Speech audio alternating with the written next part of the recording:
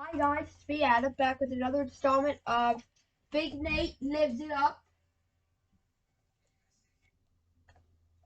Alright, you gonna write it down? What? I'm doing another chapter. Lives it up? Yeah, the same book. Okay, so you're starting on page what? 94. Okay, good. Chapter 6.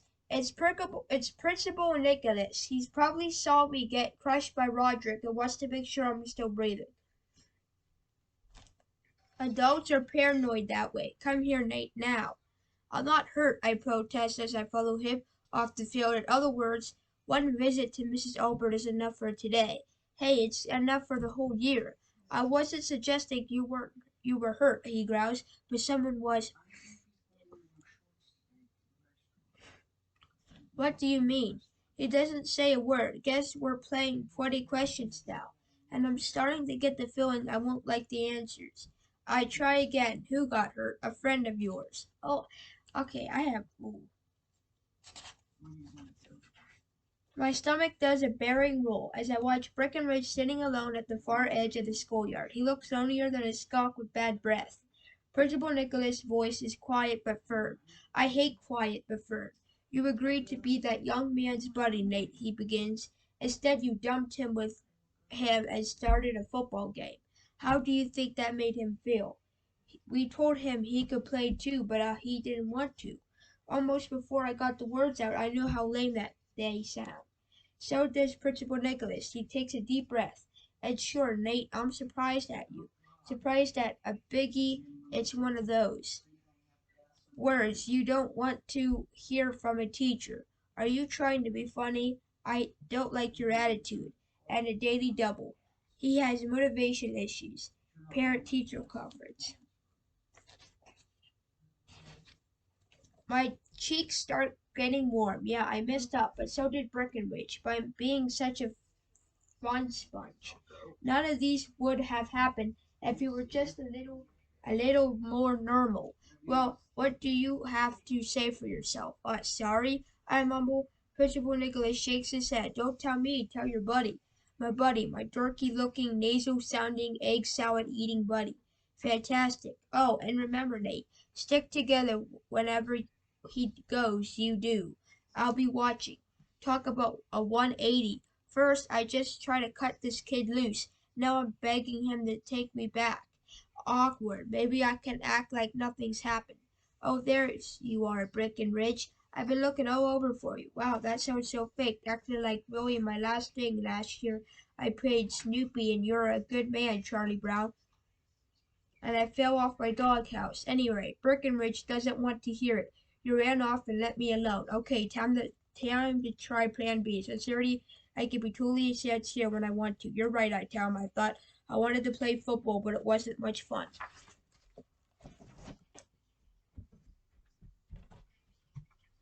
Bye. Bye.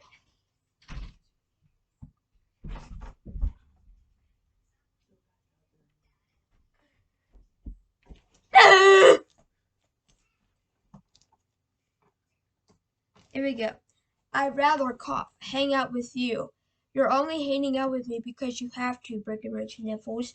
No kidding, the big Kahania just made it crystal clear that I'd better get this friendship or whatever it is back on track and fast. Listen, Breckenridge, I say, trying to move things along. Sorry, I was sort of an idiot. Can't we be buddies again? Well, okay, buddies. I feel the relief wash over me. See, that Principal Nicholas crisis over. Put away your hairy eyeball. We've still got a lot of recess left, I say. What do you want to do? Breckenridge perks up. Well, just before you got here, I was admiring this unusual bush. Fascinating. The leaves are similar to rhododendron. Oh no, that's how you say that. Atlanticum, but nothing. Gosh, my nose. But nothing. But nothing. But not. But notice the flowers, which resemble those of the subgenus. I can't even pronounce that. Now I'm not even going to say the word. This could be a hybrid of two different subgenera, one evergreen and the other deciduous. If we observe the texture of details we see, I spend the next 45 minutes examining shrubs, and this is as thrilling as it sounds. It was the start of a brutal week. Breckenridge and I are inseparable. We have all the same classes. We eat lunch together. He even moved into my locker. I mean, I don't spend this much time like with people I like. I'm still having that funky feeling that I've met him before, but at this point I'm too exhausted to care. Being a buddy to Breckenridge Puffington III is totally wiping me out. Even Dad notices. You look a little stressed, champ, he tells me as I pull on my jammies. Everything okay at school? Yeah, fine. I say, not wanting to give him an opening for one of his cheese ball father-son talks. I'm just kind of tired. Well, maybe you should skip the comics tonight, pal. Yeah, maybe, or maybe not. I draw comics every night before bed, and nobody, not Breckenridge and my dad, is gonna stop me. This story must be told. Alternate Super Sixth Graders, starring in Bud or Dud. An ordinary night, draw, until something lights up in the sky. The Nate signal. Somewhere there's a job for alternate. Soon at police headquarters. What's up, Chief Nicholas? Bad news. The notorious meathead had escaped from prison. Egad, summon my crime-fighting colleagues. Mega Chad, Teddy Titan, Captain Fantastic. Let's go. Hold it. We have a new crime fighter. I'd like you to meet. I'd like you to work with. Who? They call me Buddy Boy. Okay, Buddy Boy, that's fine, meathead. Right, I'll call a cab. Superheroes don't take cabs, we fly. I can't fly. The altitude gives me nosebleeds, and so $25 for a 5-minute cab ride. What a ripoff. Where are we? This is a warehouse. This warehouse is Meathead's secret hideout. We'll sneak in and take the window and you, Buddy Boy. Buddy Boy, over here. What a perfect example of Rebecca Fudgita. No, the colorful petals. The hey, we're supposed to be looking for Meathead. You found me, buzzed. Soon you won't get away with this. Neat proof glasses. My partner Buddy Boy will bail me out of here. I don't think so. When I captured you, he fainted. Ha, what a wuss. How'd you end up with him as a partner? Just lucky, I guess. Well, enough chit-chat. Time for me to fill your tank with poison gas. Say goodnight, ultra nerd. It's curtains for you. Curtains? Nate, huh? I say I'm closing your curtain.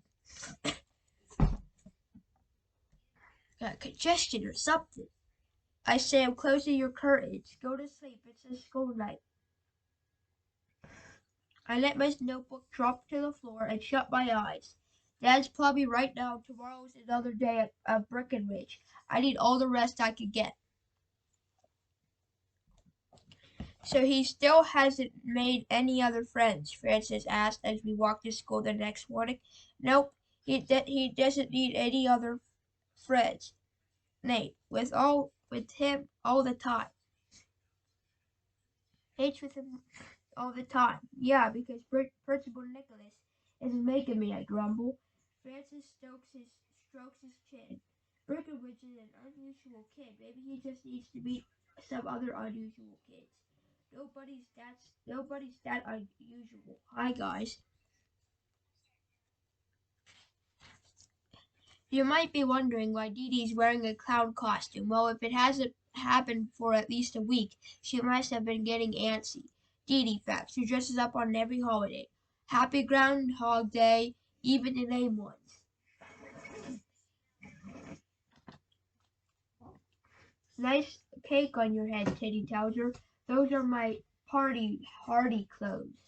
Dee Dee explains, Mr. Stopolsky asked me to start spreading the news about PS38's big birthday celebration, and I decided to really get in the spirit.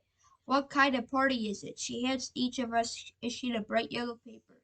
See for yourselves. PS38, isn't it fabulous? I'm 100. You don't look like a day over 98. It's the one and only PS38 Centennial Food Fun Games 100 and a huge scavenger hunt from your team now. Bobcat. It's all happening next Friday. Dee Dee obviously drew this. I've always liked her cartooning style. In fact, she and Edna Burkdale might be my two favorite cartoonists. Besides me, of course. A scavenger hunt, cool. How many kids can be on a team? According to Mrs. Shopolsky, the limit is 5, Dee Dee answers. That's perfect, I say. It'll be us 4 plus Chad. Oh, yay. That's the same group we had for the trivia slam. Teddy breaks it into a huge grin. Yeah, when Francis Factoids beat Gina's genius, geniuses.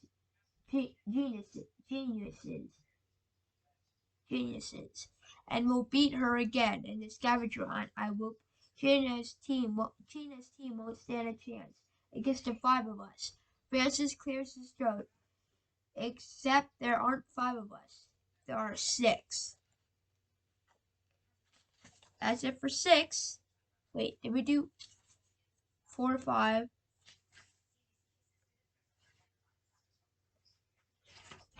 So I did 6. That was all of chapter 6. Chapter 7. How long is it?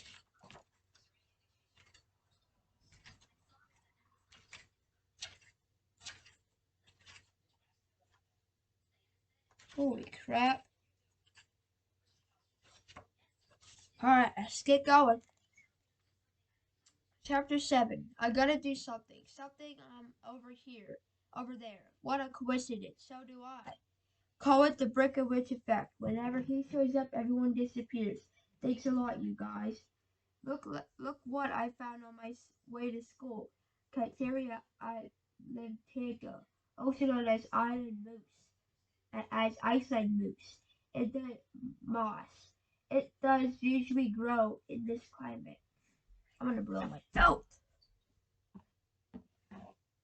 Gosh, I have some type of something, bro. I can't get my nose or something unblocked. Look at what I found on my way to school. Okay. Ceteria islandica, also known as Iceland moss. It doesn't usually grow in this climate. That's help me out. Somebody, what's another word for incredibly uninteresting? It's actually edible, he continues. Most people don't know that. Right, because most people don't care. Well, no, thanks. I already had moss for breakfast. Shoot yourself, he says, little bits of green stuff spewing from his mouth. And it's just me, or does he look like a chipmunk at a salad bar? Why was Ditto dressed like that? He asked. Her name's Dee Dee. Okay, and she's passing these out.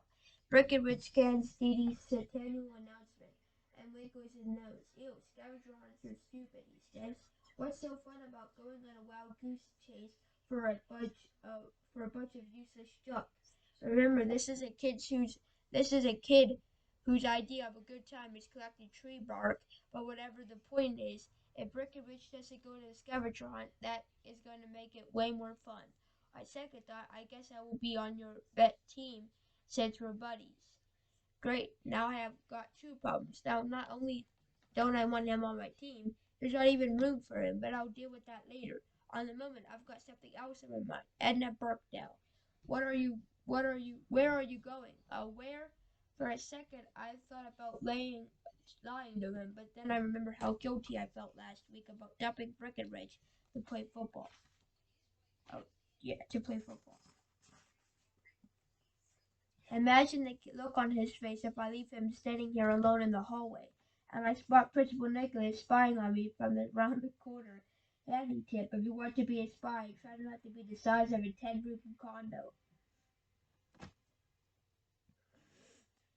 time, but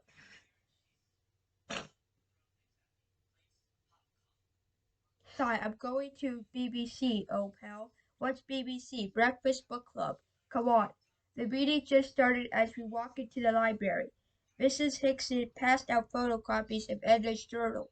We'll spend the first half of the meeting reading up, and then we'll talk about what we've learned. Hickey glances our way. Well, Nate, have you recruited a new member to the BBC? Sort of, I mumble. I mean, I guess so. This is Breckenridge. There are some muffled snickers from a few kids. Breckenridge's name is still everyone's favorite punchline. For the gazillionth time, I wish I'd been given this is Breckenridge Public to the third. For the gazillionth time, I'd been given a buddy with a real name like Spike Spikeson or Biff Manley or Nate Wright. Walk up to BBC Breckenridge, pull up a chair, and spend some time with Edna. We start reading. I skipped the first few pages. I saw those when Hickey gave me that sneak peek and flip ahead. I'm looking for more of Edna's comics, and it does not take me long to find some. Is love in the air for our Miss or Butch? Oh dear, I am becoming an old maid. I will visit the fortune teller. Will I ever be lucky in love? We must ask the crystal ball. The spirits say you will meet someone. Shakes a lot. He will have white hair. Oh my, distinguished old gentleman. He will kiss you. Why that romantic scoundrel, Teehee? Yes, you will be the head over heels. Please tell me when this will happen. I'll be right back. I gotta blow my nose. Are you done?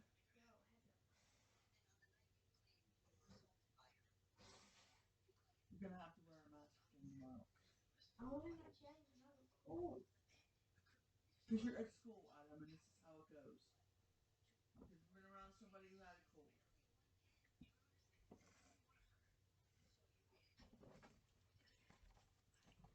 Sorry, guys. I keep getting that stupid mucus crap. The spirits say tomorrow. Good news. Me, I must prepare. Goodness me, I must prepare. The next day, Mr. Botch arrives at school.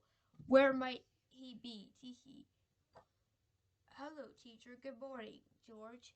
I see you rode to school. Haha. Yeah, he is my grandpa's Mo Whitey. Oh, he looks, he likes your hat. But stop. He likes you. He will have white hair. He will kiss you. Oh, it can't be true. But I fear it is. That someone the fortune teller spoke of is a swag back nag. Oh, ain't it romantic? I was never so mortified. You will be head over heels on my head. Writing, arithmetic. Miss Orbach knows them all, but she was fooled completely by a Salabi's crystal ball. She hopes to meet a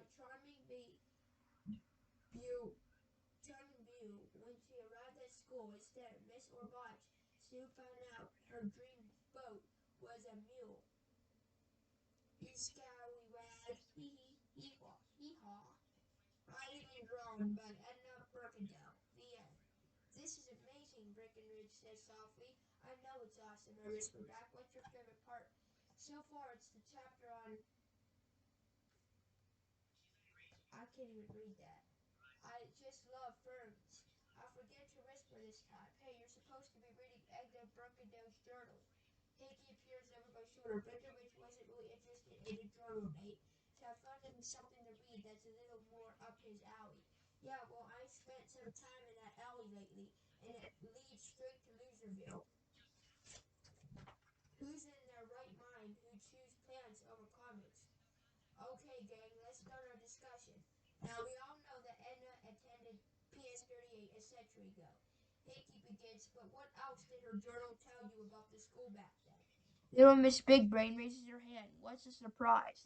There is only one teacher for the entire sixth grade, Gina says, Miss Robach. Suddenly, the thought of Mrs. Godfrey being our only teacher flashes across my mind. On a related note, I think I'm about to throw up. Very good, Gina, Hickey says. What else? PS 38 wasn't a middle school 100 years ago. It was grades 1 through 8. There was one entrance only for boys and other one for only for girls. Instead of Bobcat, the school mascot was a dog. There was no classes like art, music, and gym, and there was no drama club. It sounds like the school looked differently, but looked really different back then too. Francis observes Edna describes things that aren't around anymore. Wood floors in the hallways, splat blackboards in every classroom, a mural in the south stairwell. I must have skipped that part. What mural? I wonder aloud. Janet hijacks the conversation. Edna talks about it here. She says, reading from the journal, the, the dairy stairwell on the south end of the building is very so much cheerier than to a lovely thanks to a lovely mural depicting a farm scene. There are cows, horses, and a handsome barn that I've climbed every set of stairs in this place 50 million times, Teddy mutters, and I've never seen a mural like that. Which, which one's the south stairwell? I don't think the stairwell Edna was writing about even exists anymore. Hickey says the school's been remodeled and expanding many years. I'm guessing that at some point over the years, this mural was destroyed. That's a drag. If there's any place that could use a good mural, it's this joint. It's not that we don't have art, but we do have it. What we do have is terrible. Hey, culture lovers, take a tour of PS38's Bad Art Collection, Portrait of Random God. We walk by this painting every day, but nobody knows who it is. It looks like either a wacky science teacher or a deranged axe murderer, or both. Mr. Rose's display case. This week's spotlight artist is Mary Ellen Pawlowski. Her style is abstract expressionism, an art term that means I have no clue what I am doing. Bobcat Pride. And the gym coach, John, painted a bobcat that looks like gerbil, with a granular problem. Stick to physics ed, fix ed, dude. Massive graffiti. If you're going to deface school property, try having some actual talent. I'm a doofus. There are a few minutes left before homeroom. Hickey tells us any other observations about Edna's journal. She was a really good cartoonist, I say. Her comics remind me of Happy Hooligan and the Cat, Katzen Jammer kids. Who are those? Those were two of the most popular newspaper comic strips back then, along with Kratzy Cat, Thumble Theater, and Little Nemo. Miss Hickson beams, and I'll bet Edna read them all. Tell me, mate, how many of those comic strips were drawn by women? None of them. Exactly, Hickey says, clapping her hands. Then tell us what unusual young lady Edna was. What unusually lady Edna was. She was an aspiring cartoonist during a day and age when girls just didn't do things like that. The homeroom bell rings. Finish reading the journal before our next meeting, Hickey calls. We file out. See you then, everyone. Well, Nate, Chad exclaims, once we leave the library, you know so much about comics and so little about everything else. How pointless, Gina sneers, spending all that meeting time on stupid cartoons. Shut your face, Gina, I snarl. What should I do? Go back to BBC to read? Not listen to your brainless babbling about comic strips. So let me get this straight. She doesn't like comics, Teddy deadpans. She she should mind her own beeswax, Dee Dee huffs. If you don't have a passion for something, why should anyone else criticize you for it? I know what I mean. Yeah, I answered. I think maybe I do. That's it. Chapter 7 and 8. Bye, guys.